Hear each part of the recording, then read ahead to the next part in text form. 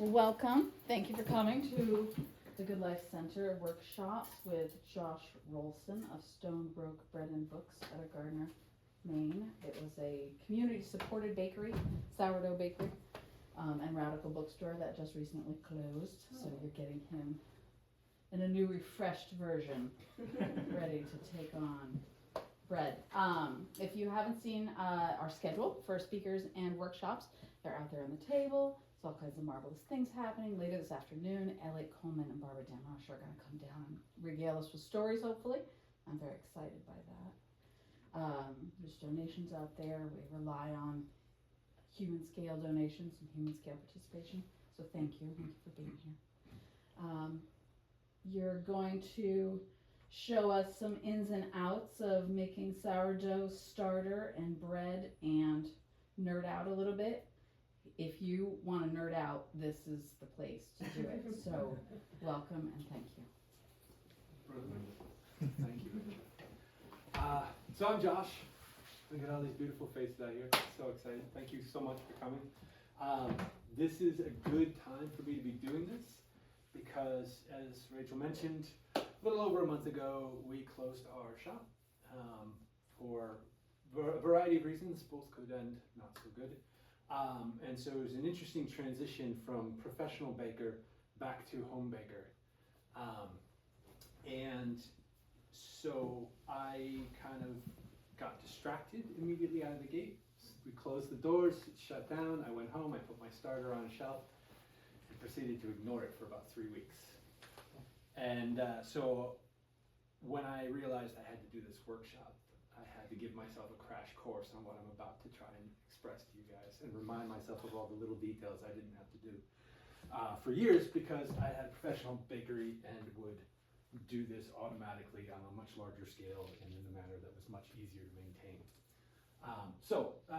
Quick 10-cent tour of my history around bread and why I'm here. I started baking bread actively, actually, right before the pandemic. I'm not a pandemic baker, but it kind of works out that way anyways.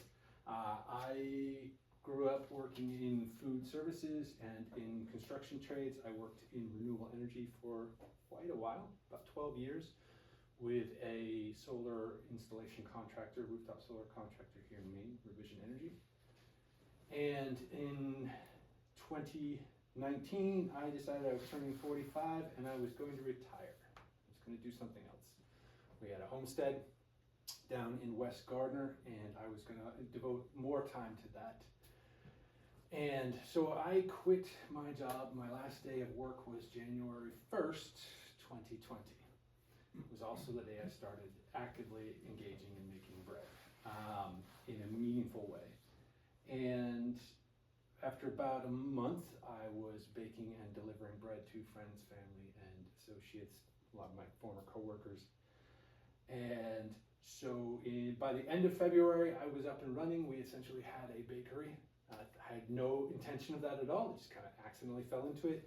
And by the end of March, the world had shut down, and we continued to bake and send bread out into the community. Throughout the pandemic, we delivered for a long time. We expanded that, did a lot of other things on top of that. And then as the pandemic started to wind down and the world started to open up, we realized that we kind of needed to do something, and I could not go back to a real job. So instead, we decided to open up a bakery. We put a bookshop out in front because, as Peter Schumann likes to say, if you're going to chew on big ideas, you got to chew on something as well. So he brings the bread in.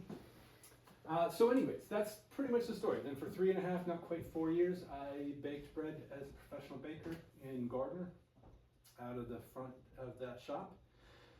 And now I'm back to being a home baker, at least temporarily. And it's been a really interesting transition back. I had to relearn how to bake bread in my own oven at home. And I'll talk about that. That loaf right there is the first loaf of what you would popularly call sourdough I've made for about 40 days. And it's brilliant and beautiful and perfect, and it looks nothing like the bread I make. So first of all, I with him, and I haven't had bread in a month.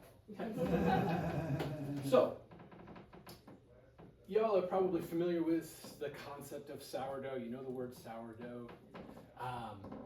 how many people here in this room have made sourdough or any other kind of bread? How many people have made bread, their own bread? Brilliant. And how many people are actively working with sourdough right now? 1.5. Excellent. Perfect. So I dislike the word sourdough, and I'll tell you why. The word sourdough has been sort of corrupted. So sourdough is essentially, traditionally, a method of making bread using wild ferments. And it has sort of become a very codified, dogmatic thing. It's a style of bread now. We have the San Francisco sourdough, which is a deeply acidic, really beautiful bread. So when people would come into my shop, I would say, oh, all my bread is sourdough, and they'd be like, I don't like sourdough, I'm out of here. And I would force them to come back, and I would make them eat something that I had made. And they would say, well, maybe I do like sourdough. And I converted a lot of people, because sourdough does not have to be super acidic, super heavy-duty, heavy-handed. The other thing that's happened in the sourdough world, probably the worst thing, is that you can now take any amount of sourdough culture, put it into a loaf of bread, and without fermenting it and doing any of the extra work or any of the good stuff, you can call it sourdough. So again, sourdough is deceptive, and I'll get into why that's important in a bit. But and so for me, the most important part is that this is about fermented bread. So all leavened bread, all risen bread is fermented bread. That's an important thing. If it's risen using yeast, it is fermented bread. The amount that we ferment it, the spectrum of microbes we use to ferment it, and the techniques we use all have different impacts and different values and result in different things. But it is all fermented bread. And so I like the term fermented bread. Sometimes I say naturally leavened because it's a little less uncomfortable for some people. You start talking about fermented bread and they get confused because all they can think of is either beer or kimchi.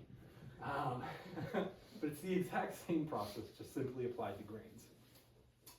I have my notes here, so I'm going to keep cheating on them as I go along. So if I'm looking down here, don't mind me. So the important thing to realize is that sourdough, common culture right now, the internet and the pandemic did a terrible thing to sourdough. They made people convinced that sourdough is hard. For the first 10,000 years we were making bread, risen bread, it was all sourdough, every single loaf of it. The thing about bread is that it is fundamentally fermented grains, and everything else about bread is completely cultural, everything. So one of my favorite stories, there was a French scientist, his name was Maillard, and back in the 50s, late 50s, he decided he was going to codify, he was going to figure out how to make the perfect loaf of bread. This was his plan, he was going to do it. So he got his scientist cap on, and he went into the lab, and he worked, and he came up with all these special techniques. He came up with the term, maybe you've heard of it, autolyse, which is a process we'll talk about in a minute, but it is essentially soaking the flour with water before you do anything else. He came up with that. He said, that's important, you gotta do this. And you have to add your ingredients in this order, and then you have to shape it this way, and then you bake it with this to this temperature, and then you keep going and you do this. And he came up with this whole system of making the perfect loaf of bread. Nailed it. And he can make the perfect loaf of French bread. He will make, using those techniques, an absolutely atrocious loaf of Danish rye. He will make an absolutely ridiculous loaf of basically anything other than that French bread that he figured out how to make perfectly. Because bread is completely cultural. So Germans, they like their rye, they like it dense, they like it barely baked, and then they let it sit for a couple of days and firm up, and then they slice it and eat it. It doesn't have great big holes. It's very, very thick, small structured interior. So when we talk about bread, that's the thing, right? So I brought some books along. You guys can check these out at some point in this process. So this is Jonathan Stevens. He ran the Hungry Ghost down in Northampton, Massachusetts. They recently closed up their doors as well. Great guy, wonderful baker. He will tell you that in order to make real sourdough, in order to make real bread, in order to even bother doing it, it has to have as much water as you can fit into it. It has to be made with absolutely only whole grains, and it has to be fermented within an inch of its life and then baked at the highest temperature you can do it without burning it. And I completely disagree. But he is a wonderful guy. His book is great. He's actually a fair poet too.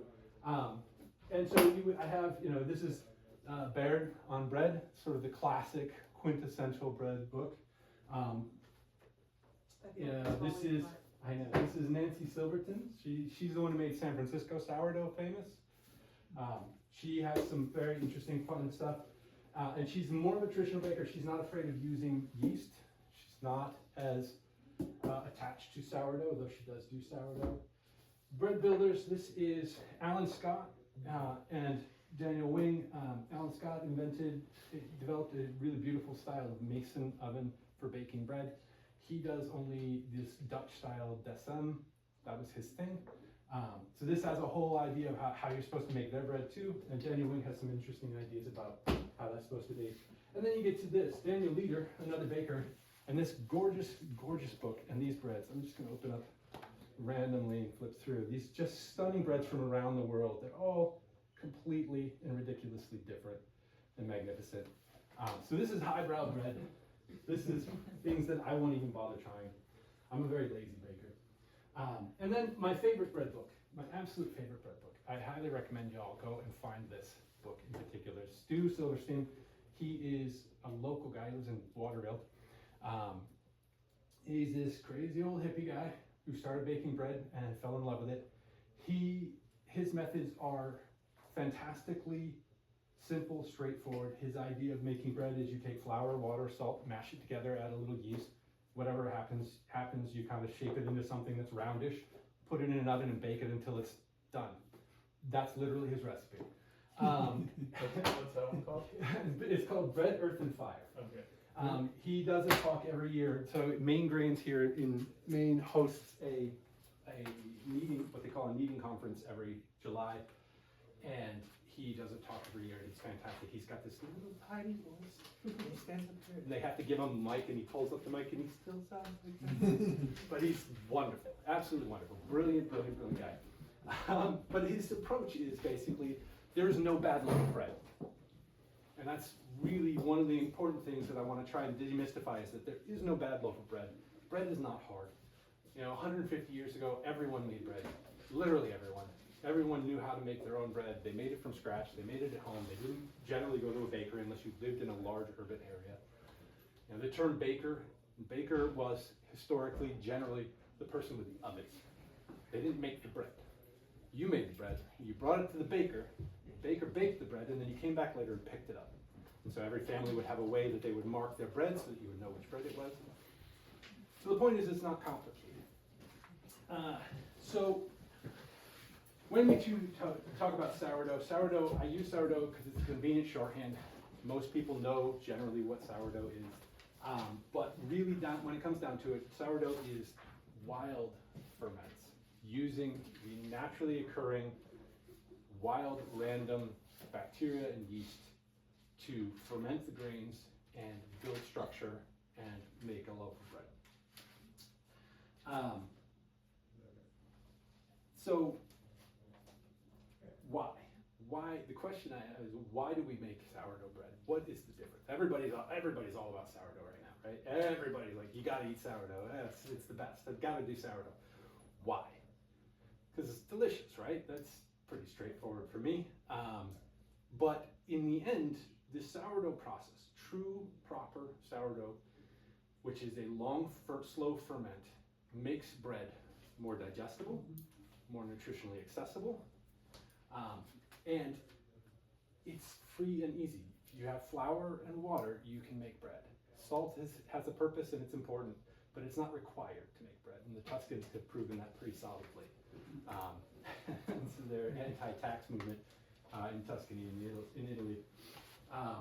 So Tuscan bread traditionally doesn't have salt for the last 300 years because they were being taxed by Venice specifically.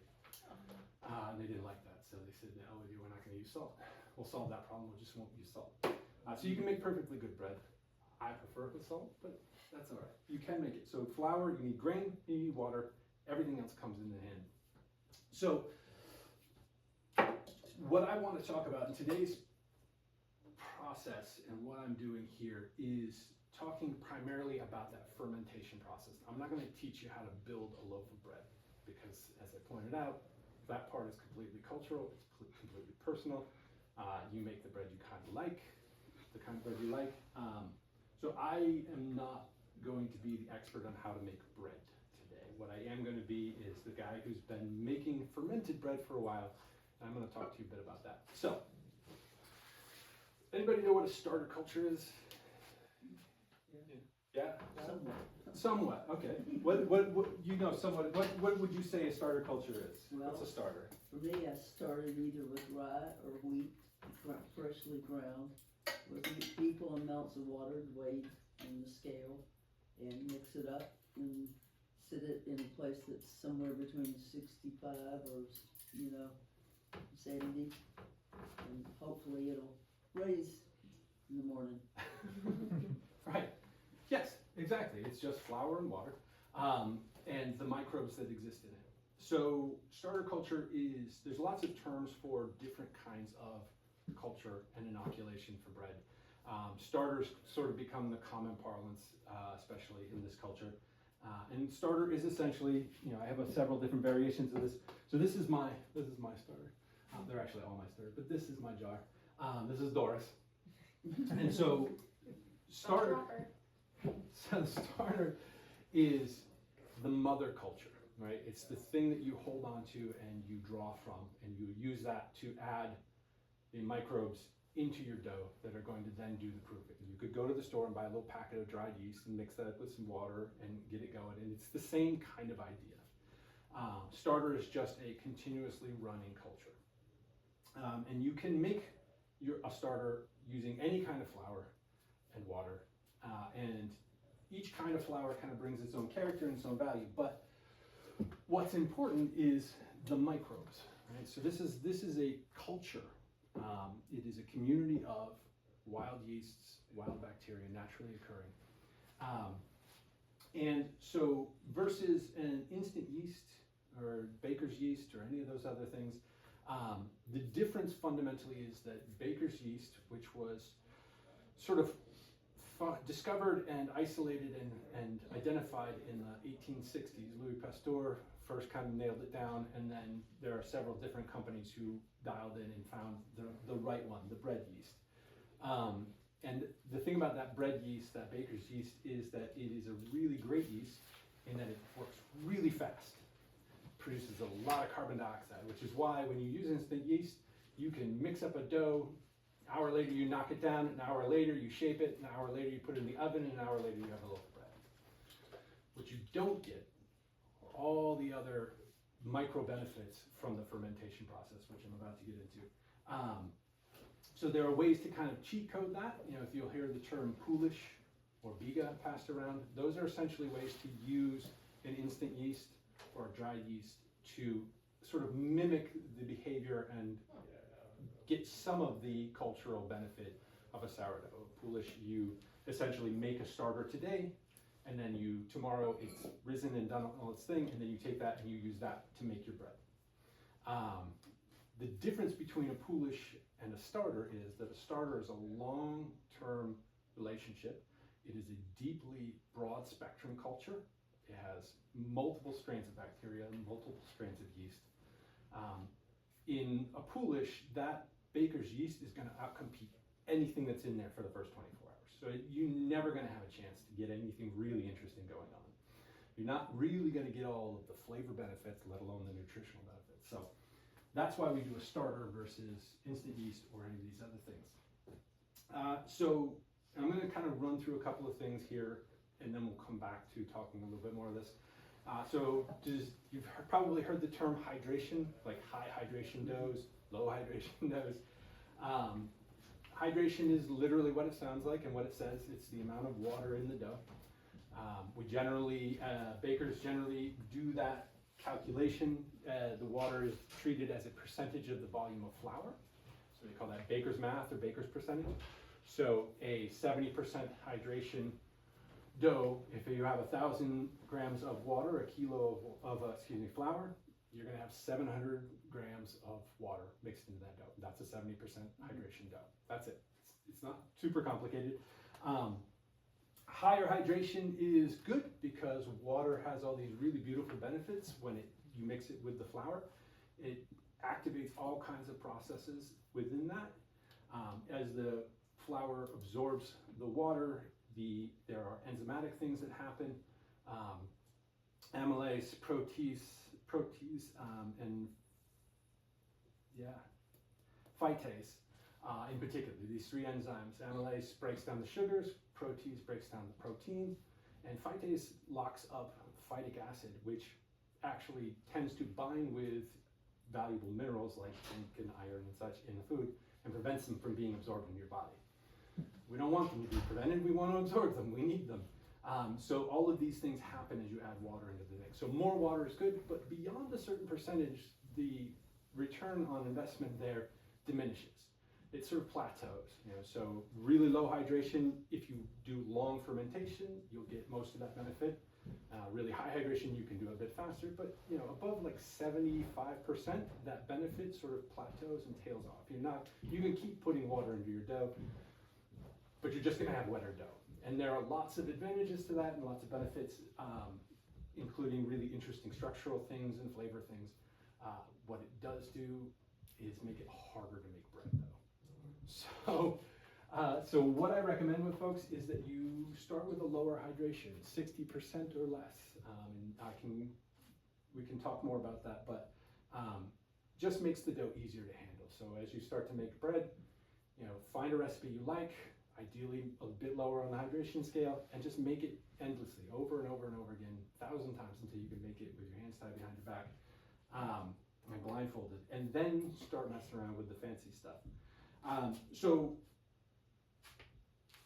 the other thing, we got flour, right? So I brought some flour with me, and I like show and tell and touching and feeling things. So if you want to come stick your hands in any of this stuff, feel free. But different kinds of flour have different impacts. So white flour, bread flour, sifted flour is they've ground the grain, wheat grain, and then they've sifted out all of the nutrition, essentially. They've taken out all of the germ and bran. So the bran is the outer coating, the shell. If you think of it like an egg, the outer coating is the shell, that's your bran. And then you have the germ, which is sort of the yolk, which is where all the fats and all the real nutrients are.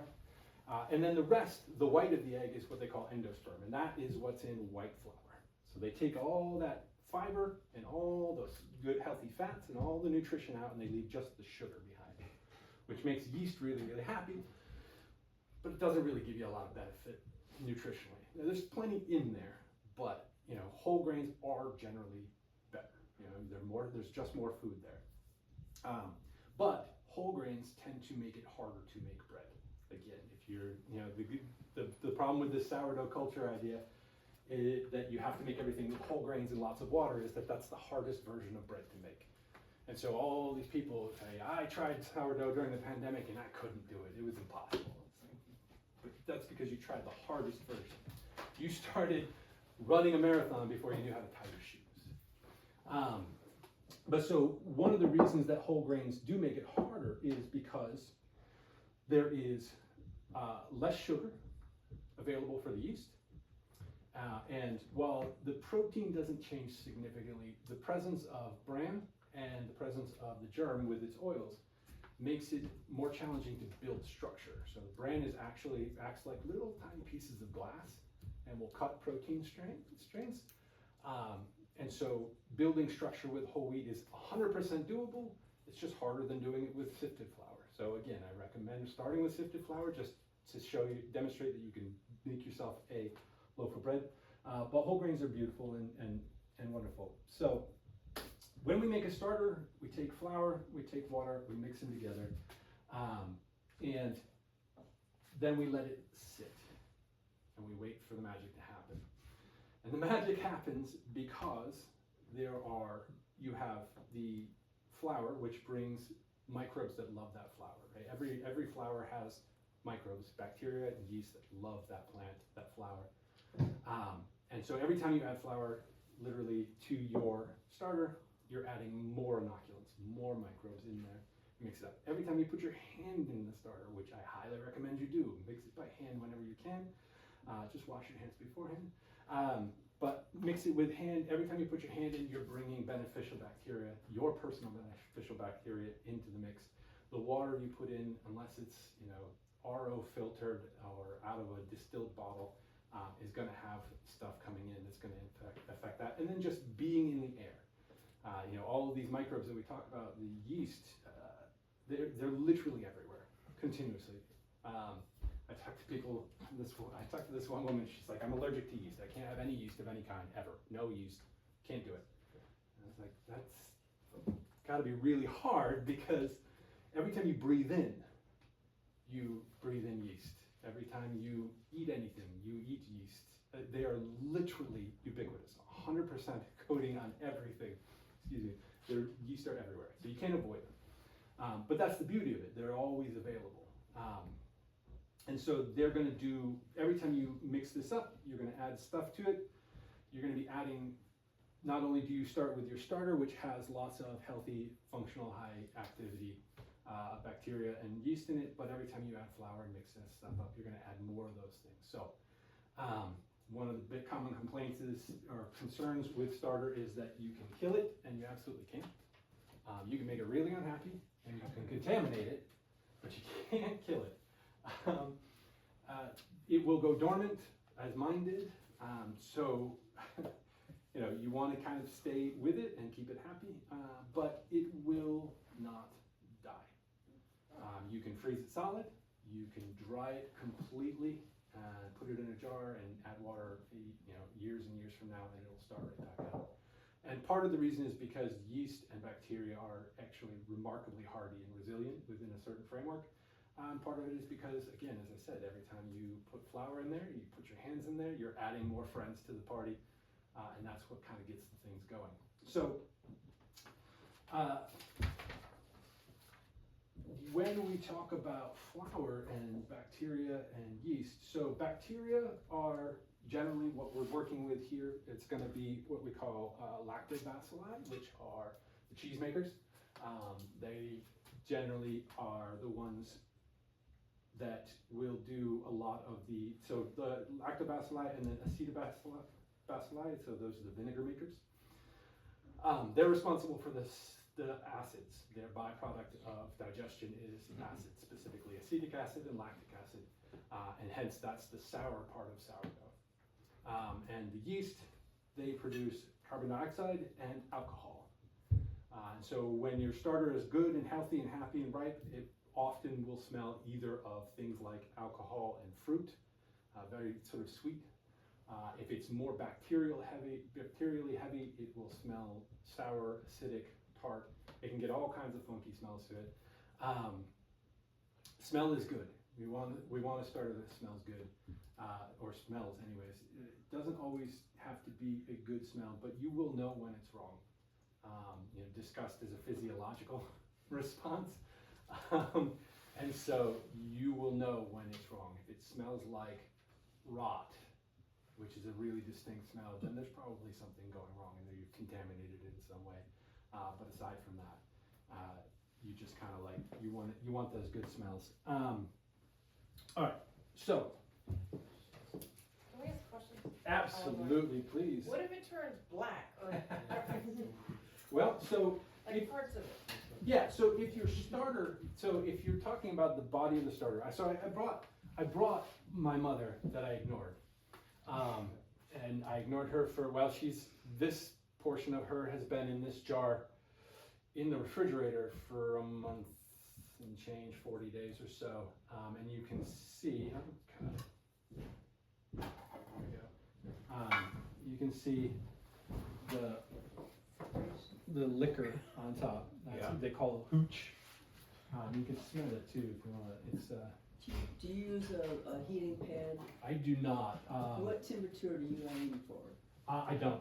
You know? I don't. Because it work. gets too cold in some places. Yeah. So I'll come back to the question about colors.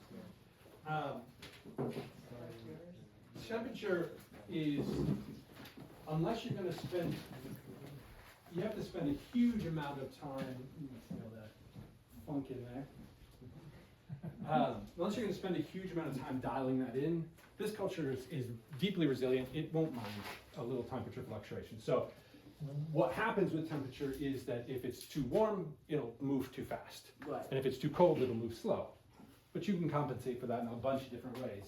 And I'll come back to that in a moment. But so as far as color goes, so you see this kind of black, brown, viscous, acidic thing floating on top. That, not a concern at all, and I'll explain that in a second. But if the body of your culture, this part, gets strange colors in it, it's almost certainly contaminated with something. I personally, like if the flour, the dense culture part of it, turns red, blue, green, Throw it out. black, I wouldn't mess around with it. You definitely have contaminated it with something you do not want. But anything outside, within the spectrum of white to brown within the culture is probably fine as long as it smells okay. If you've left it a long time and it gets all that liquor, you can try and feed it. If it responds, keep feeding it. If it continues to smell weird, smell is really important with this culture because smell is the sort of the easiest one to say this is definitely good or definitely bad. I have some fresh cultures. I'll let you smell them in a minute. They're sort of, I'm hoping that they're going to come along a little bit further. But when it comes to color, normal flower colors are generally the things you're looking for.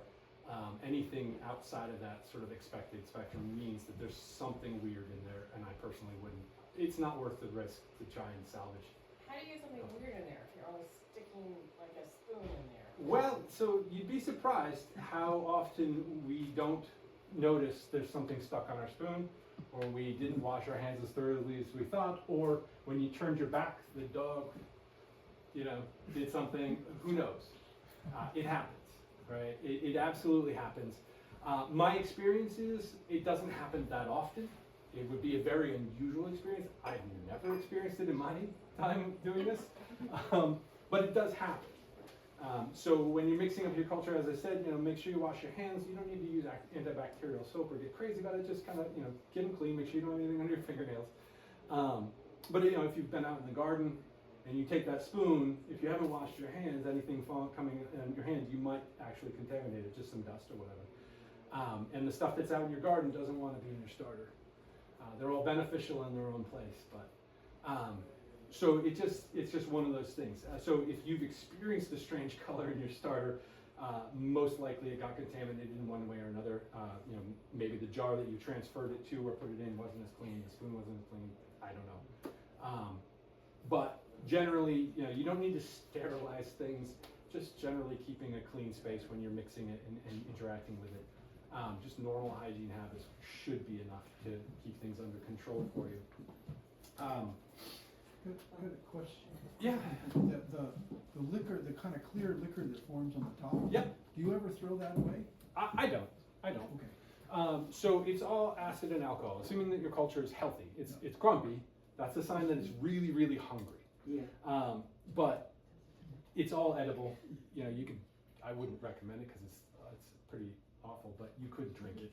A lot of times I'll let people taste the hooch. Just so that they get a sense of it, and you're welcome to try. You can grab a spoon if you want to see what it tastes like. It's just very deeply acidic. You can mix it back in. What it will do is add a significant amount of acid to the starter culture, which isn't bad for the culture, but it will make your starter deeply acidic temporarily. So unless you maintain a starter in such a condition that you want a lot of acidity, if you're like, I really like deeply sour dough breads, you can use your starter to kind of push that a bit, but it's a bit more in the fermentation of the dough that work happens. Yeah. Can you ever add anything to it, like apple cider vinegar or? You can. I wouldn't. Okay. Frankly, so if you find that your starter is super sluggish, you can try adding a bit of a natural sugar. Just to bring the sour. Yeah, but adding vinegar. If you want to add vinegar, I would add it to your dough. rather than to your starter. Let your starter do its thing. So again, this is a good segue. So depending on what you feed your starter and how you interact with your starter, you can adjust to get more acidity if you really like acidic breads. So there's a study, a really beautiful study, and I don't remember at the moment what it is. I have a link somewhere. These folks at the Sourdough Museum in the Netherlands did an experiment. They took, I have to do the math, right?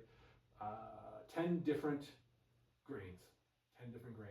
So they took a bread flour and some heritage varieties like emmer and einkorn and spelts and so on, and rye and all these things, and they built starters and they maintained them over a cycle, and they tested them for microbial activity. And generally speaking, most of the starters throughout the entirety of the cycle had between 1 and 4 strains of yeast, and on average it was 7 to 10 strains of different bacteria within the cultures. And so the more bacteria, the more acidity. What was interesting is that 7 to 10 on average for most of them, but rye specifically had 30 different bacteria. So, which completely corresponds to my experience. Rye cultures and rye breads tend to be more acidic, and the reason is because there's a very high bacterial activity within rye. And so I have a rye starter here specifically because it's so different from the wheat starters. I brought that to demonstrate, and again, we'll come to those in a moment. So feeding your bread. Yes. We've made a few loaves of bread and got them to come out beautiful like in the book. Yeah. But the dough is still a little acidic. Is it because I need to take that starter further to grow? Not likely. And they have been rye. They might have had some rye in the starter. Yeah. They've been mostly wheat. Yeah, so it is, there is an acidity to sourdough, the sourdough process. Yeah, so I was wanting to get more air holes too. Yeah. The acidity comes less from the starter that you're adding and more from the fermentation process of the dough itself. Mm-hmm. So the longer you ferment your dough, the more likely the yeast are going to exhaust the sugar and the bacteria. 12 hours and then another 2 or 3. Yeah. So it's likely that the bacteria did the bulk of the heavy lifting in your breads. Mm-hmm. As to why, we can talk more at some point, but fundamentally, if you find that your bread is too sour, I would feed your starter more often to activate the yeast. So feeding it less often, the yeast will consume all the sugar, and then the bacteria take over and try and digest the rest of the starter. So you need more sweetness in Yeah, it. so you can use a younger starter perhaps and ferment a little bit less. And again, we can talk a little bit more about that. But Thank you. if you feed your starter sifted white flour, it's almost pure sugar as far as the starter is concerned, and so it will be a very heavily yeast dominant culture. And then it will smell very sweet, generally speaking. You'll smell that alcohol, and often when it's super healthy and happy, you'll smell things like pears or apples and things like that, depending on the yeast cultures that are in there. If you feed it whole grains, like a whole wheat, there's less sugar there, so there's more work to be done by the bacterial side of the spectrum, and so it will tend to be a bit more acidic. Both, yeah. If you feed it rye, it will be very acidic, no matter how you treat it, just because it is so bacterial dominant. So that's sort of a way to kind of manipulate the cultures to get, to kind of address flavor. On the one hand, a lot of folks will use rye starter even when they make white bread because it is so much more bacterially active. And so using a rye starter and making white bread, you're still going to get a lot of sourness out of it because the rye is bringing a huge dose of bacteria into the And dough. I've read that also keeps it from molding. And in general, a healthy starter won't mold. With the rye Yeah. being anti-mold. Yeah, there's certainly some truth to that, but any healthy starter, well maintained, won't mold. The fermentation process, the acid and alcohol that they produce, just deters mold as a rule. It's not impossible, but it's unusual. Yeah. Don't different cultures though like different types of bread? Like if you go to Europe, they tend to, at least like certain places I visit, they seem to like the sour rye Absolutely. bread. Everything about bread is cultural. Everything. That's sort of where we started this conversation. You know, bread is essentially fermented grains, and everything else about it is cultural. And so it's a good example. You know, why do Scandinavian cultures seem to be really rye heavy, rye dominant in their breads? And the reason is because rye is a cold weather grain. It grows really, really well in cold climates. Unlike wheat. Wheat does not love cold climates. There are varieties that are more tolerant of it. But wheat is essentially a Middle Eastern grain. And rye is a Northern European grain. And so it's not surprising that Scandinavian cultures and even the Germans love rye because rye grows really, really well there. And so it's less about them loving the taste of rye, or, you know, they've obviously culturally grown to love the taste of rye, but it's more about what works for your time and place. So, any other questions? I'm going to move into like sort of the actual mechanics of making and maintaining a starter, but if there, and you can certainly just ask as we go along. Brilliant. So, how do you make a starter? As we heard, you mix flour and water in equal parts. That's pretty much it. And actually, Equal parts or equal weight? so it is 6 1/2 dozen. I recommend weight. You know, I recommend weight because it's more accurate. But as long as you're consistent in your measurements, it doesn't matter significantly. Weight will just give you a much more consistent ratio. But yes, so 100% hydration, right? Equal amounts of water to flour. I generally recommend by weight because, again, it makes your stuff more consistent. Would you mind getting me some water, a large glass of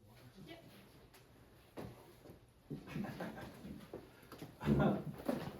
So we mix flour and water, and this is not a very exciting process. I think this will be right on here. Oh, there it is. Right. What's the temperature of water then? So the short answer is no. The long answer is yes. So it depends on how specific and controlling you want to be.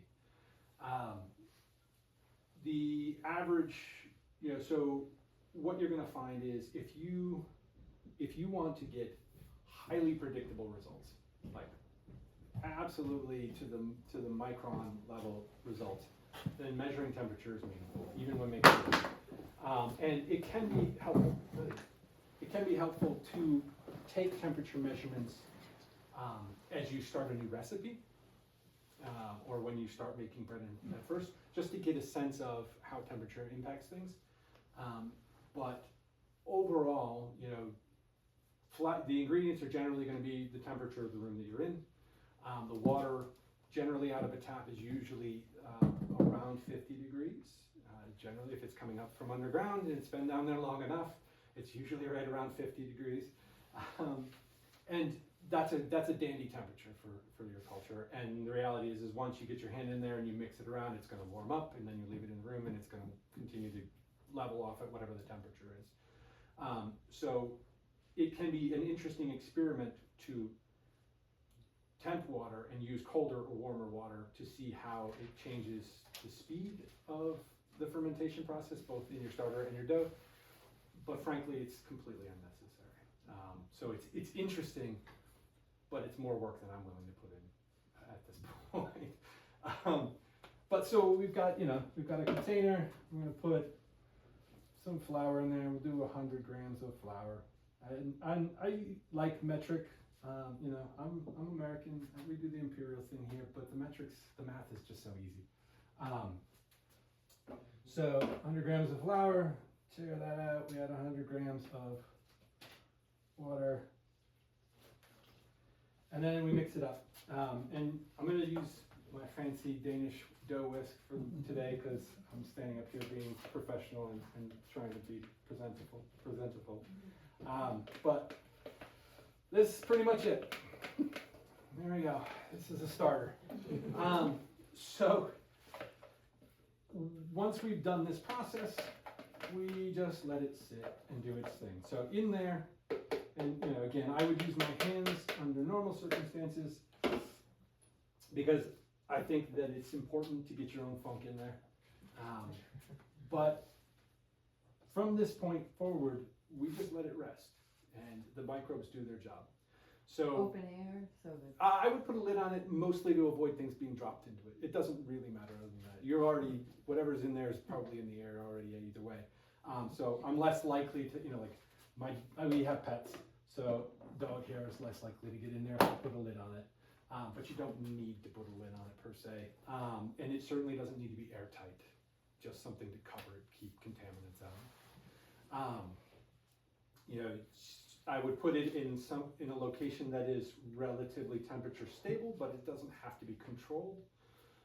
You know, so if you have it, you want to put it on your countertop, but it's a spot where every afternoon the sun comes pouring in and cracks it, then it's going to get hot in the afternoon and it might accelerate its behavior, and it might shoot past your goal of development. So you know, but it doesn't have to not be in the sun. You just have to recognize that that's a risk. Right? Everything impacts it in some way, whether it's the temperature from the sun or time of year. You know, if your kitchen is particularly cold in the winter, maybe you store the starter in your living room. You know, or if it's particularly hot, you store it in the kitchen, one way or the other. But so it takes, you know, anywhere from 1 to 21 days to see interesting things happen. And as it develops, you will start to see it will rise, it will actually get, so right now, as you can see, anybody wants to touch it can, but it's not very sloppy. You know, it's just, sorry about the flour, but it's not going to go anywhere. But as it settles in and begins to ferment, it's going to get pretty loose, and it'll look a lot more like these jiggly things. And so it will spread smooth, it will then begin to develop bubbles, and you want to just let it do its thing. People tend to feed their starter too quickly and too early. You want to let it do its thing. So especially with a new starter, you don't want to see bubbles, you want to see foam, you want to see it freaking out. So as it gets to the stage where it starts to look like it's got nice little bubbles in it and it's doing that thing, but you'll see, if you look, like this is a good example, if you look at this jar, the top of this is not really interesting. It's still pretty flat and plain and boring. You can see all the activity in the culture itself, but it hasn't really, this has a little ways to go. Just kind of,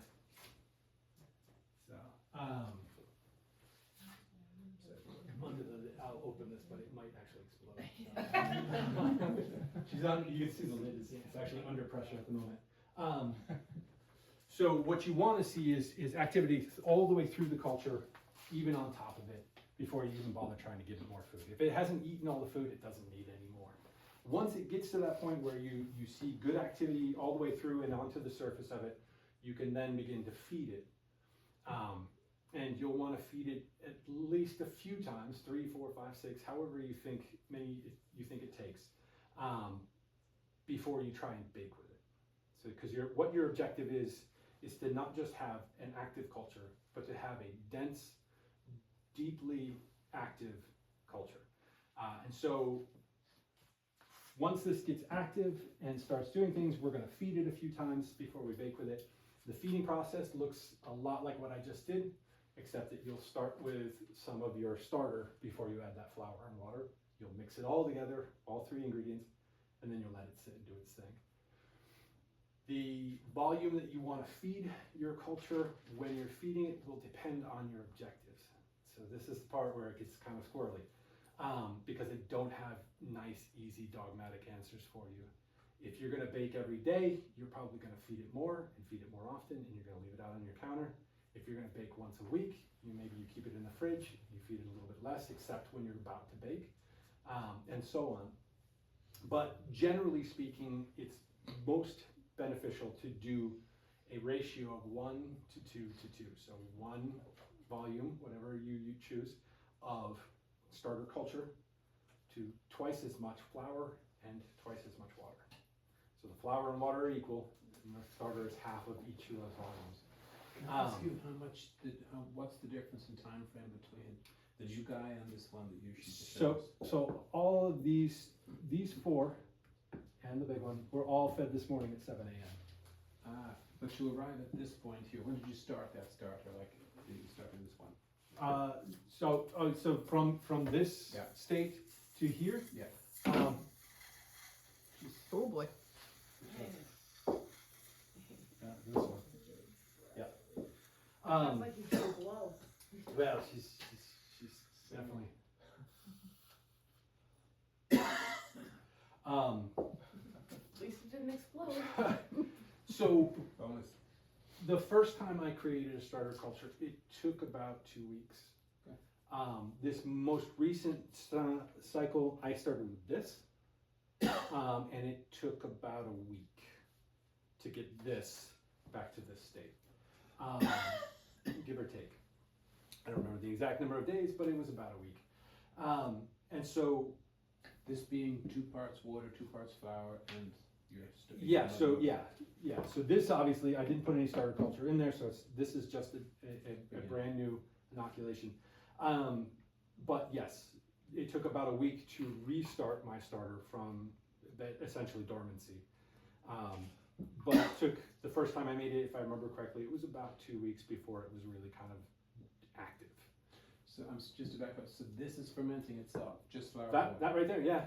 So that's, and you leave that for a week. Yeah, it depends, so it'll depend on the flour that you use, the temperature of the room you're in,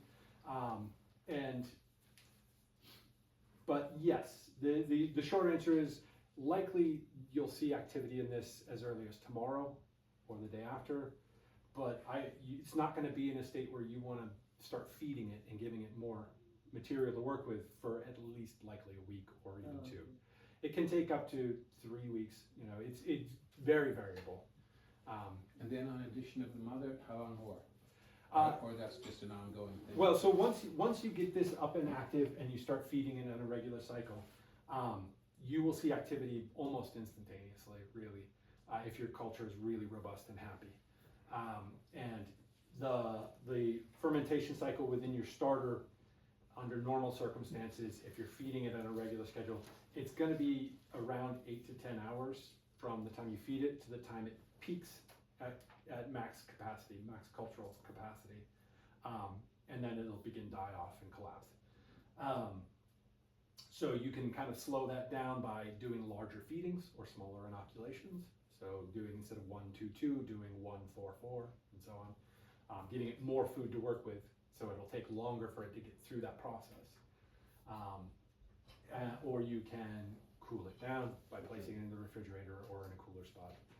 That will slow the process down. It will not stop it. Even in the fridge at 39 degrees, it will continue to ferment. Can you go over that ratio to feed you were saying? Yeah, so the ratio to feed it is roughly what I recommend when you're feeding it regularly, 1 part culture to 2 parts flour to 2 parts water. So the flour and water. 2 parts water. 2 parts water, 2 parts flour. So for these, this is this one. Here we go. These numbers are different. I can't remember. So this is my culture. This is where I keep it. I generally, most of my recipes use about 100 grams per loaf. So my objective. So this is the part you feed the bread culture. Yep. Making bread. Yeah. So this is just about. It's got a little ways to go, but it's getting there. This is just about ready. So I would use this to make bread. So what's that hydration level? This is not dough. So this is 100% hydration. Oh, that's Yeah. So there's 250 grams of culture in here. So what I would do is I would take 200 grams of this culture and make bread with it. Oh, okay. And I would take the 50 grams and I would feed it 100 grams of flour and 100 grams of water, resulting in another 250 grams, which will give me 200 grams of starter culture to bake bread with tomorrow. But I'm baking 2 loaves of bread already, so I don't necessarily need that much. So, yeah. So after you make your dough, Mhm. and then you can put that in the refrigerator to do like a cold ferment. Yep. And how long can you keep it in there? Do Honestly, you just kind you of could take keep it in- out, knock it down? I wouldn't take it out and knock it down. You can, so there's a lot of variables there, but if it goes into the fridge before it hits full fermentation, it can be in there for days. You know, I've baked bread after losing track of it in a fridge for 4 or 5 days, and it's been fine. It will be more sour because the cold tends to put yeast into a more dormant, a slower paced state. But the bacteria, certain bacteria, especially lactobacteria, kind of like the cold. So they'll keep going and doing their thing. So you will get a bit more acidity in the loaf, generally speaking, although, again, depending on hydration and flour and your process, the results will vary accordingly. But you can do that. If what I have learned is that if you have dough that has essentially overproofed, so it's risen, gone through its fermentation process, and it's starting to collapse back down, you can actually rework it and reshape it gently and let it rise again, and it often will, you know, assuming that it hasn't fully achieved complete digestion, in which case when you work it you'll notice because it'll feel like it's falling apart and turning into goop in your hands, which is always disappointing. What do you do with that? Can you put that, you throw it away? You compost it, yeah. I mean, there are all kinds of things you can do with it, but I can't think of anything that would be particularly delicious. Highly digested dough is kind of not really useful for much. But if anybody has any ideas or discovers anything, let me know. I'd love to hear it. You know, so starter culture, which it's a good segue. Starter culture, as I was saying, I got 250 grams here. I'm baking bread tomorrow. So I'm going to take 200 grams, I'm going to feed it again. Now tomorrow I've got 200 more grams to bake bread, but I don't need 2 more loaves of bread, so what do? Right? And so that is what we did, that you can take that 200 grams of excess and you can discard it, right? That's where the term discard comes in sourdough culture. And a lot of people will take that and they'll make pancakes or crackers or things like that. And if you like that stuff and you want to do that process, that's great. You should do that. It's a perfectly legitimate thing to do. But discard, in that sense, is not a necessity of this process. And it's one of the things that people complain about often when they get into making sourdough. They're like, what do I do with all this starter? I got all this starter, and I make pancakes every day, and I'm making crackers, and I'm just losing my mind. And the answer is, you're obviously not baking bread as often as you thought you were going to, and so you need to slow down your fermentation process and your feeding cycles. You can do that by putting your starter into your refrigerator, which will slow it down, put it into a dormant state, and then you pull it out and build it back up right before you want to bake with it. And we can talk about that a bit. So, can I ask a question? If you want to keep it in for the summer, but how often should you feed it? Once a week? Yeah, so if you're keeping it in the fridge, I recommend, no less than once a week. Okay. But no more than every 3 to 4 days. Okay. Realistically, again, it depends on the volume and the ratios that you're working with, how you like to feed your culture. So there's a lot of variables there, but generally speaking, I would put 50 grams of well-fed, happy starter in the fridge, and 3 to 4 days later, I would pull it out and feed it 50 grams, 25 grams of flour, 25 grams of water. Yeah. And I would mix it up, wait for it to start looking like it's doing stuff, back into the fridge. The day before So you you want leave it out a little bit after you pull it out? Yeah, you want to let it go ahead and kind of. Do you leave it out overnight? That depends, again, if you think, oh, I want to feed my starter and it's 9 o'clock at night, I might, but the risk is that because it's so dormant and cold, it's not going to really get going by the time you get up in the morning necessarily, but maybe your place is warm. But I would generally say you're looking at like an hour or two, just to see that it's active and alive, that it's responding to the feeding that you've given. Thank you. And then back into the fridge. So with the refrigerator method, when you want to bake bread, 24 hours, at least 24 hours, you need to get it out of the fridge because it's cold and sluggish. You get it out of the fridge and you're going to feed it a couple of times every 8 hours or so, 2 to 3 times before you want to bake with it. You're going to build it back up and get it really active and happy. And those feedings can be, again, there's a lot of variables. So, and I'm very reluctant to be dogmatic and be like, this is how you do it.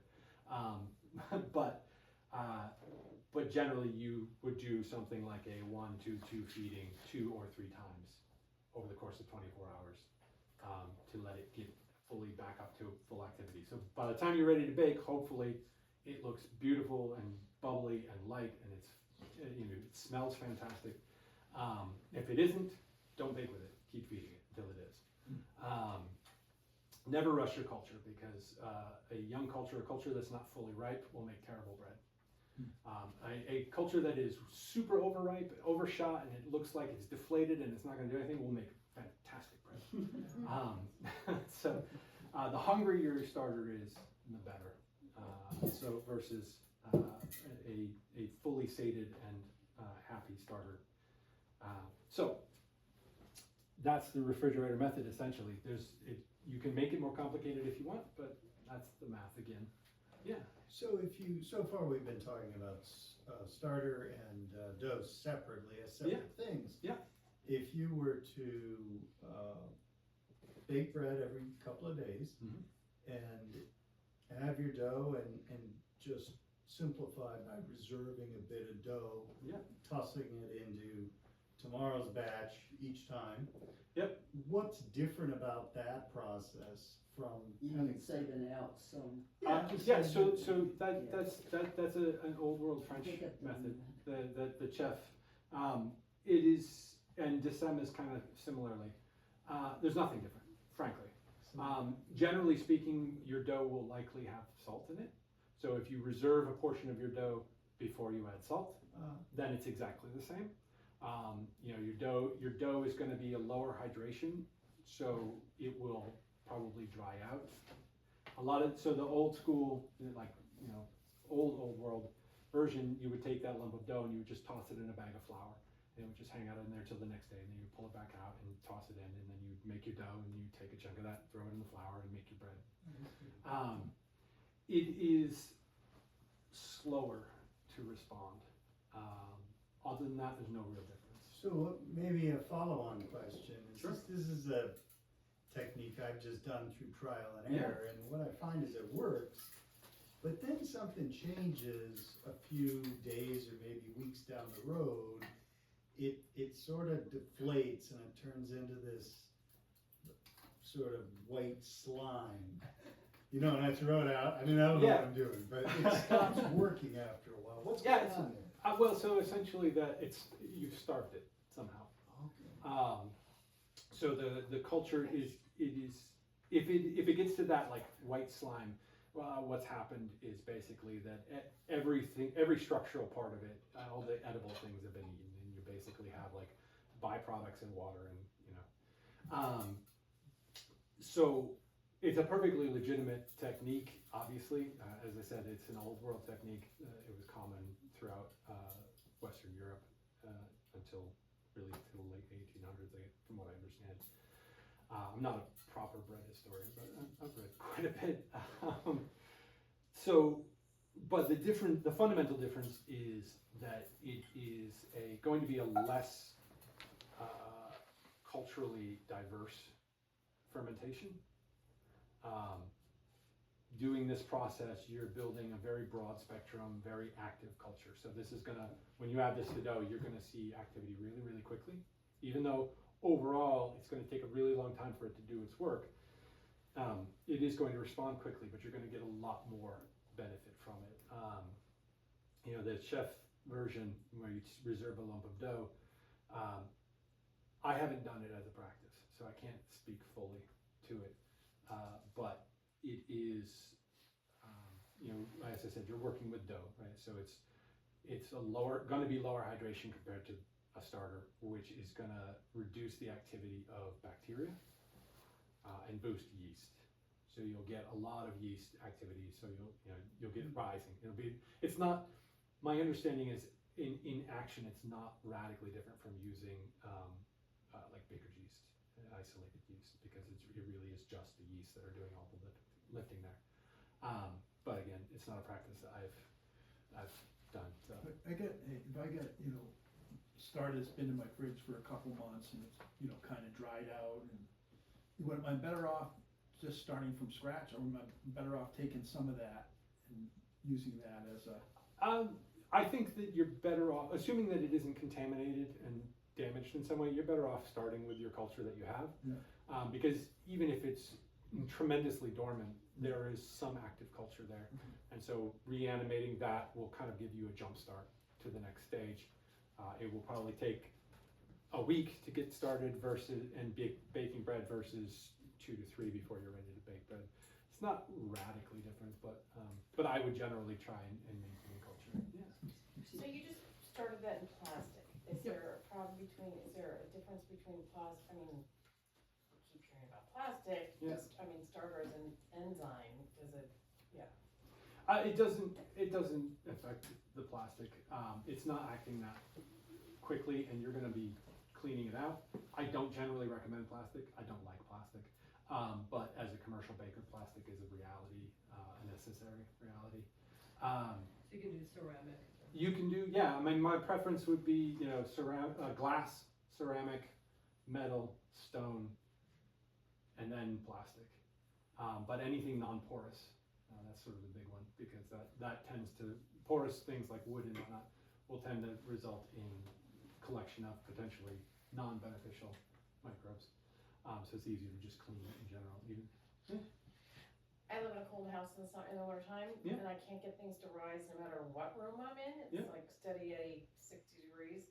What do you do? I mean, honestly, be more patient. So my kitchen in our home is pretty chilly in the winter. I've never had a problem. It does take longer, for sure. If you're talking about getting your starter to rise, I would put it somewhere warmer. But when it comes to bread, if your starter is hyperactive, like properly and fully ready to make bread, it won't matter. So likely the problem is that your starter is actually sluggish, and that it's not that there's probably not a lot you can do about warming up your room, but letting your starter develop further and get really, really, really super active should mitigate most of that. When it comes to dough and getting dough to rise, that's where temping things could come in handy. Without getting too deep into it, if we can, if you want, we can chat more. I'm guessing we're running out of time soon. But when you temping your ingredients for your dough, you're going to take an average. So you want to say, I want my dough to ferment at 70 degrees. That's my perfect temperature. And so you measure the temperature of your flour and your starter, and then you add water to that. And so if you have your temperature, you're going to divide it by 3, that's your average. And so you need to come up with, I can do the calculation at some point, but you're going to adjust your water temperature to compensate for the coolness or heat of your culture and your flour. And then that'll bring the overall dough temperature up. The other thing is you can knead it more, bringing the internal temperature of the dough up. But honestly, if your dough never rises, it's likely your starter culture is just super sluggish and not up to the task. If your dough just takes forever to rise, then your dough's just not warm enough, and you can mitigate that in a bunch of ways. Like I said, by bringing the internal temperature up through adjusting the temperature of the water to get that when you mix the dough, or by kneading it a bit longer to bring the internal temperature up. Because that kneading process, whether you're doing it by hand or with a machine, adds friction and therefore heat into the dough. And you can bring the temperature up pretty significantly with just a little bit more work. I've read you can buy it's like a pad to put the culture on to keep it average, because it is hard in some rooms, and our wood stove will overheat sometimes, that area. Yeah, you absolutely can. Yeah. There's, again, I don't tell people what you can or can't or should or shouldn't do. What I've found is that overall, I've never found it necessary. Yeah. In the summertime, our place is, our kitchen gets pretty warm. Yeah. It's cold in the winter. My commercial bakery would, I baked bread in there. One summer we had about 2 weeks where our air conditioning went down. It was about 80 degrees in there pretty much night and day, and never had a problem with overshooting. And in the winter, the heat would go down and it would be cold as heck. And the there was in 2023, big flood on the Kennebec, took out the power, made a mess in Gardner in particular. Yeah. And our power was out for 2 or 3 days, and I had set up dough the day before, the day that the flood happened, and the dough I made was in a refrigerator, and it was winter and the heat was off, and it continued to rise. We walked away, waited for the water to recede. When I came back, it had filled the rack. There was 12 loaves of bread. They were all about 2 pound loaves, and I have pictures of it somewhere. It had filled all of the available space within the rack, sheet trays on a rolling rack, and it was squirting out the sides and running down. He It came home didn't with care. 2 big garbage bags full of what looked like pillows. It didn't care. So the short answer is, for me, I've never found it necessary to make great effort to control temperature. That said, if you find that you're struggling, I wouldn't advise you not to try other options. I just think anything that adds expense or complexity is probably not gonna be worth it. So a few years ago, somebody published, I think it was Mark Bateman published a no-knead bread Yep. recipe that Yeah. everybody went crazy with. I made it. It's actually quite delicious bread. But what's the difference between that and? Not much. I don't know the particular recipe. I'm familiar with Mark Bittman, and we've done no-knead breads. So a lot of high hydration sourdough is what I would call no-knead bread. So the difference between a traditional, what we think of bread, and a high hydration sourdough loaf, as it's currently made, is that low hydration, you have to knead it. You have to work it. That's how you build gluten within it. That's how you line up the chains of protein within it. That kneading process, really beating that dough, and you have to work it. With high hydration, the hydration portion, the water does a lot of the work of aligning those chains of proteins. So you don't have to work it so much, but what you do is what they call stretch and fold. And there's a lot of different ways to approach that, but you literally just take your dough and you stretch it out and you fold it back on itself, and you do that several times over, and then you let it rest, and then you do it again, and then you let it rest, and you do it again. And the more water you put in there, the more times you have to do that work to get the structure. But so no-knead breads kind of rely on that same principle. Like the second you add water to flour, those protein chains start lining up and linking up and building structure. So you don't have to work flour too much to get bread out of it, but it depends on what your goals are. Can I, okay, who is it? Oh, she. You're right. So besides the flour, if you were doing a gluten-free, would you do anything different other than using a gluten-free flour? So it depends on the flour you want to use and what you mean by gluten-free. So gluten is the protein structure within wheat in particular, though it occurs in a lot of other grains. That is the sort of structural building block of dough. So gluten breads will rise and puff up and stay puffed up. Non-gluten breads generally don't, though you can do a lot of work there. I don't make gluten-free bread as a rule, but what I will say is sort of, put on my soapbox for a second. There's a preponderance of gluten issues in America these days. Folks have real struggles with gluten, and what the studies are showing is that we don't. So outside of celiac and specific wheat allergies, it is glyphosate and other chemicals being sprayed on our food. It's a common practice in large scale It's commercial conditioners agriculture. they put in bread. Yep. That I've read and heard. A lot of that stuff. It's all of that crazy stuff. So long ferment sourdough, properly fermented sourdough, is essentially a pre-digested food.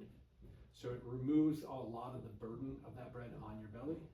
The microbes that are digesting the bread, the bacteria in particular, are the same ones that are in your gut that are going to finish the process when you consume it. And so that process sort of solves some of that problem. And then using flour from mills that do not allow treatment of the grain using glyphosate. Now these days they're moving to diquat and paraquat because glyphosate was bad, but apparently now it's fine. It's okay. You can do that. I'm not so sure about that, but essentially, so organic flours or flours from small mills that have zero tolerance policies. Sorry, it's just. So I was Yeah. gonna ask about if it's organic flour, that it's not, it doesn't have the So, yuck in it. Currently, all organic flour is tested for contaminants, and among those are things like glyphosate with zero tolerance. Organic flour, every batch of flour is tested for that, and so unless something is criminally going wrong or somebody has made a mistake, organic flour should be free of those contaminants. A lot of small mills in particular are also doing this. Testing is really expensive, so they tend to do smaller batch tests. But most mills, like Maine Grains has a zero tolerance policy, does a lot of testing even on their non-organic lines. King Arthur is doing the same thing, working on That's building good that to program know. out. And so we had a lot of people come into our shop in Gardner and say, I can't eat bread. And I'd say, just try.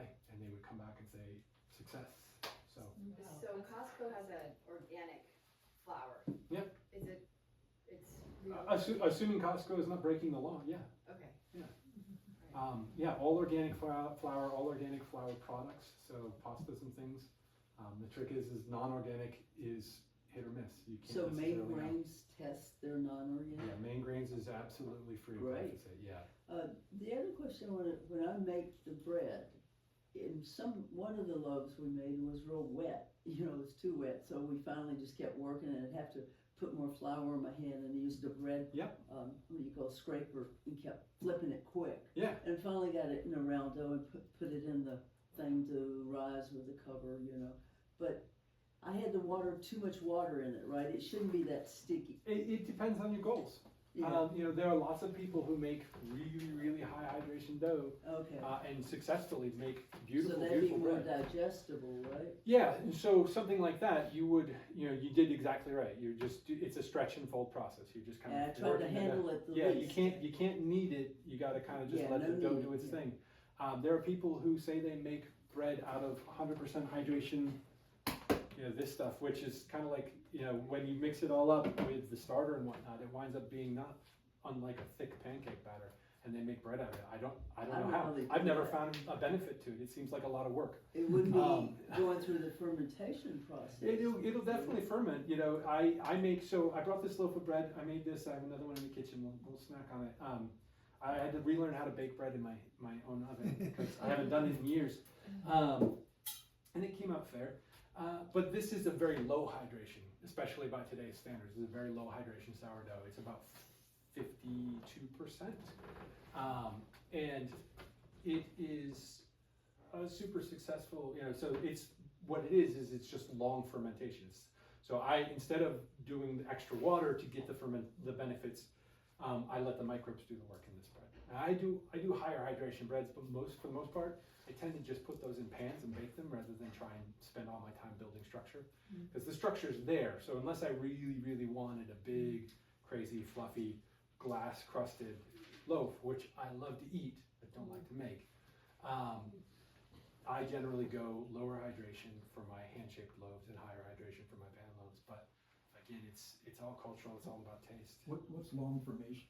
What's long fermentation for you? So long fermentation. So the benefits, the nutritional benefits, the health benefits, digestive benefits of fermented bread kind of kick in at a minimum of 12 hours from mixing water and flour to baking.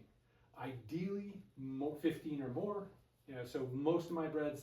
So this bread is usually, depending on how quickly things move along, it is generally between 18 and 20 hours from mixing to going into the oven. That's 18 to 20 hours in the fridge.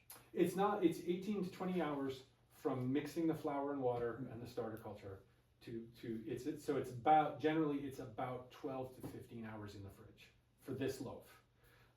You can adjust that depending on the kind of bread you like and kind of bread you're making and whatnot, and your circumstances. The nice thing about cold retard, using a fridge to slow things down, is that it gives you a little room in your schedule. Right? So it's I do a lot of ambient ferments and they don't wait for me. So when they're ready, I have to bake them. So I have to really think about when I mix them and set them up so that I know exactly when I'll be able to put them in the oven. But if it's a little warm, I might have to go a little sooner, and if it's a little cold, I might have to go a little later. Whereas this bread, after the first 5 or 6 hours, between mixing and kneading and shaping, etc., it goes in the fridge, and I've got 48 hours before I have to really think about it. So I generally bake it the next day, usually around 20 to 24 hours, but it'll rest in the fridge. How do you measure the hydration level of that bread then? I just do math. I know how much flour is in there and how much water I put into it. So this loaf it's 500 grams of flour, and it is, I have to think about it, it is 270 grams of water, if I remember correctly. I used to make this in big batch. I would make it 20 loaves at a time, so I had to rebuild the recipe back down to 1 loaf. So it's, this one's easy to calculate because, it's pretty much right about half the amount of water to flour. So how do you do the math? So with baker's percentage, the math is very simple. It is always in relation to the amount of flour. Mm-hmm. So whatever the amount of flour is in the recipe, that is considered the measure of 100%.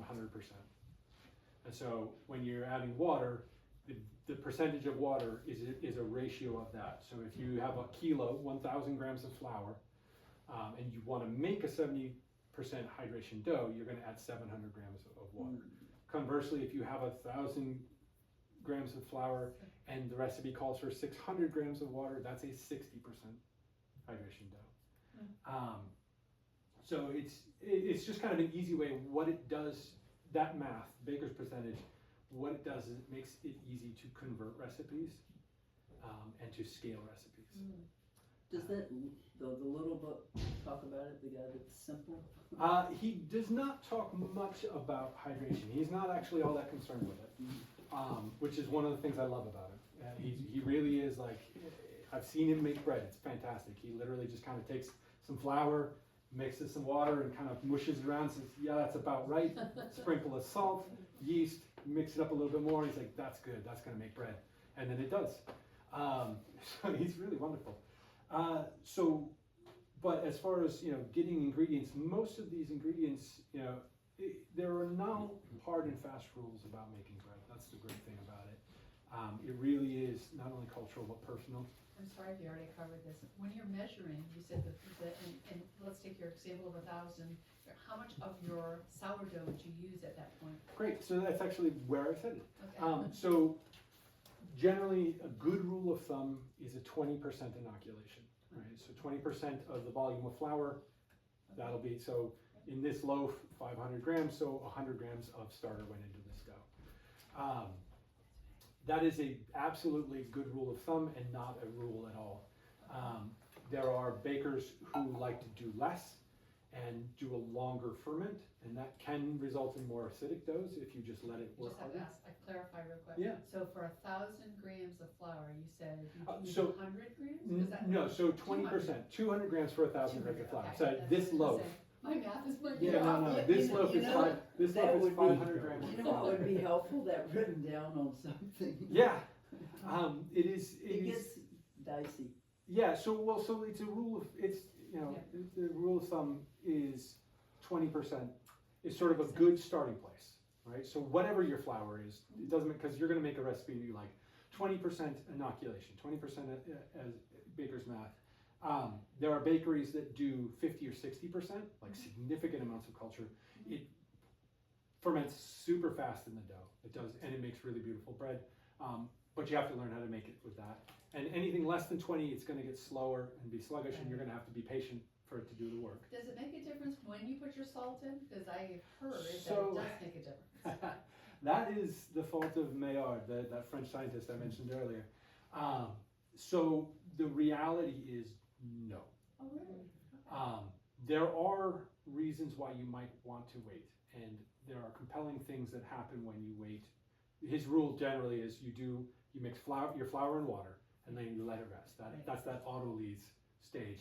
And the logic is that it allows the flour to absorb up the water and begin the process of doing it, and then you add your starter, and then you add your salt. And as a result, he's decided that that's the way you get the best bread. The reality is I spent 4 years as a professional baker selling bread every day, day in and day out, and I never did that once, and people seem to like the bread.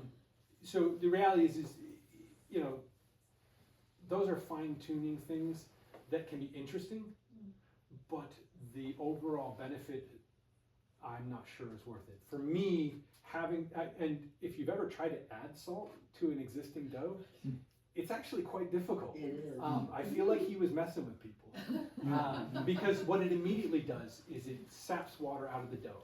And so you get this strange, salty, viscous coating around your dough, and then you have to somehow work that back into the matrix of the dough. And if you're doing it by hand, it's terrible. Yeah. If you're doing it with a machine mixer, which absolutely is great, you don't feel you have to mix by hand.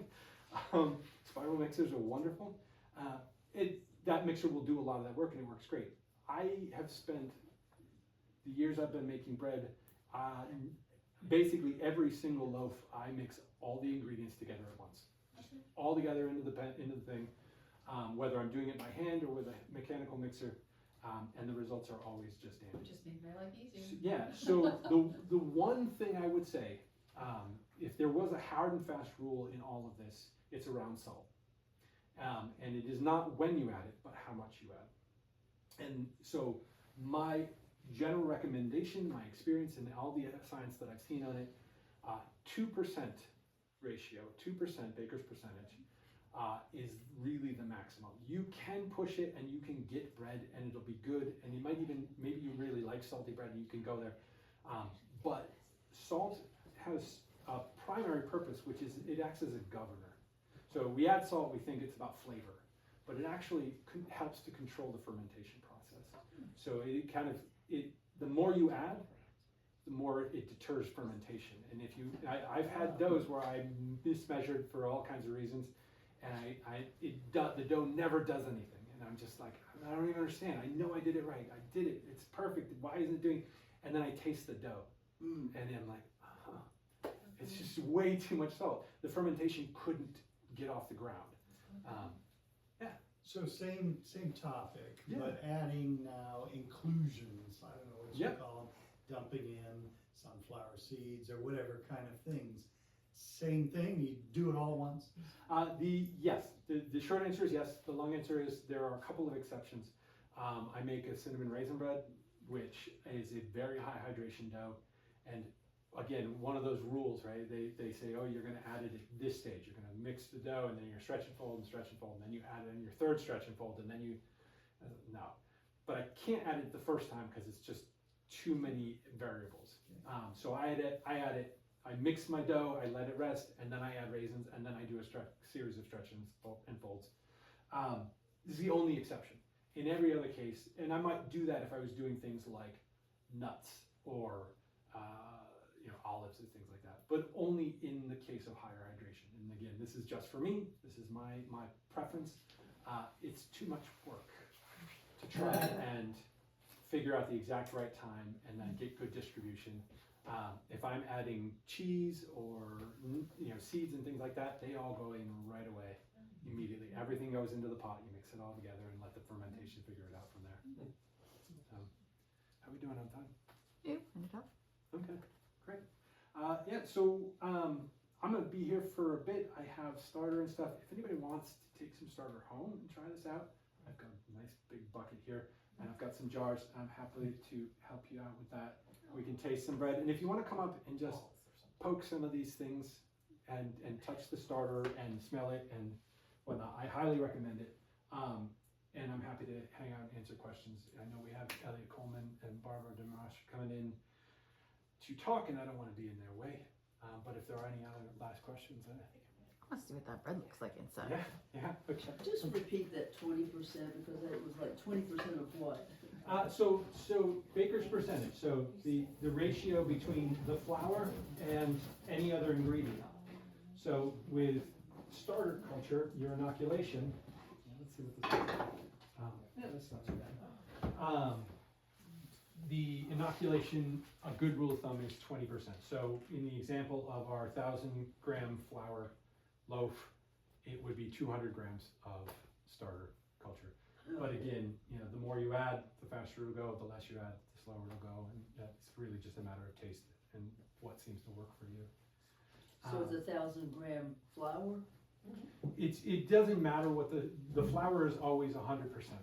Okay. So that's your measure of percentage. The volume that equals 100% is whatever your flour is. So if you can pick a number for your flour, and then take 20% of that number, and that's going to be your 20% inoculation. of 1,000. So I think I'm going to wind it up there, but like I said, I'm here if you want to come chat with me, check out these fun things. I'm going to try and crack open some of these starters and hopefully they don't go everywhere. What's fun is if you do an airtight lid and you seal it down and they do their fermentation, when you open them up, they expand really, really fast, which can be charming but also messy. Like that. Yeah.